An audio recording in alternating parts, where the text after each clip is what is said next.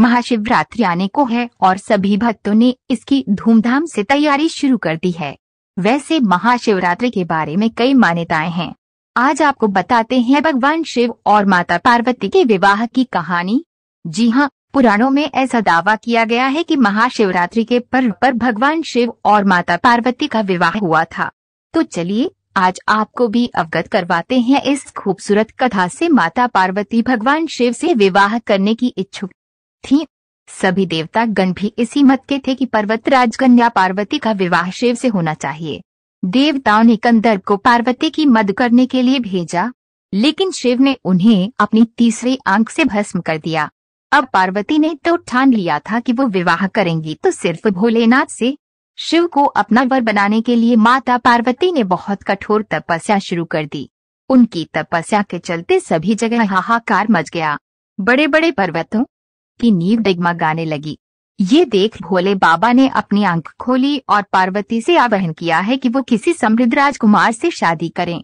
शिव ने इस बात पर भी जोर दिया है कि एक तपस्वी के साथ रहना आसान नहीं है, लेकिन माता पार्वती तो अडिग थी। उन्होंने साफ कर दिया था कि वो विवाह सिर्फ भगवान शिव से ही करेंगी। अब पार्वती की ये जिद देख भोलेनाथ पिघल गए और उनसे विवाह करने के लिए राजी हो गए। शिव को लगा कि पार्वती उन्हीं की तरह हठी है, इसलिए ये जोड़ी अच्छी बनेगी। अब शादी की तैयारी जोरों पर शुरू हो गई, लेकिन समस्या ये थी कि भगवान शिव एक तपस्वी थे और उनके परिवार में कोई सदस्य नहीं था। लेकिन मान्यता ये थी कि एक वर को अपने परिवार के साथ जाकर वधू का हाथ मांगना पड़ता है। अब ऐसी परिस्थिति में भगवान शिव ने अपने साथ डाकिनियां, भूत प्रेत और चुड़ैलों को साथ ले जाने का निर्णय किया। तपस्वी होने के चलते शिव इस बात से अवगत नहीं थे कि विवाह के लिए किस प्रकार से तैयार हुआ जाता है। तो उनके डाकिनियों और चुड़ैलों ने उनको भस्म से सजा दिया और हड्डियों की माला पहना दी। जब ये अनोखी बारात पार्वती के द्वार पहुंची, सभी देवता हैरान रह गए। वहां खड़ी महिलाएं भी डर कर भाग गई। भगवान शिव को इस विचित्र रूप में पार्वती की मां स्वीकार नहीं कर पाई और उन्होंने अपनी बेटी का हाथ देने से मना कर दिया। स्थितियां बिगड़ती देख पार्वती ने शिव से प्रार्थना की। वो उनके रीति रिवाजों के मुताबिक तैयार होकर आए।